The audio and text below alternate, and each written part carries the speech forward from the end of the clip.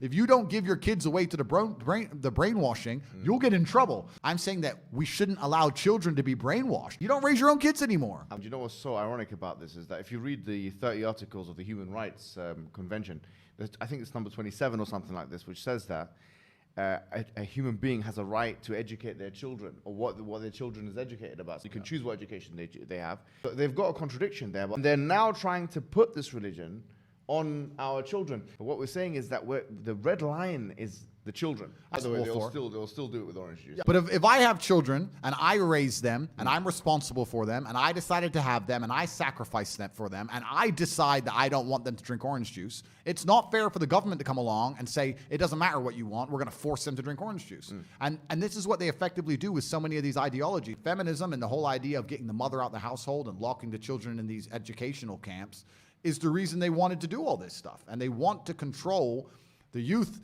especially the youth, because children are the easiest to manipulate to shape the future. And they're trying to shape the future of the children so that they are very good at ignoring their own innate moralities and also very good at ignoring their own eyes. This is done on purpose. No doubt. I was doing, at one point, I did a part of my postgraduate on gender studies, and I was speaking to this person on the lift. And she said that, the penis is a social construct. For example, if you say that race is if I can identify as a black man or a white man or whatever, then racism becomes a social construct. Yeah. They don't think, because their ideas, the reason they don't think is because their ideas aren't tested. If you argue against these ideas, they delete the other side of the argument, which means we now live in a false version of reality because one side of the argument is completely decimated and deleted. This is about genuinely good versus evil.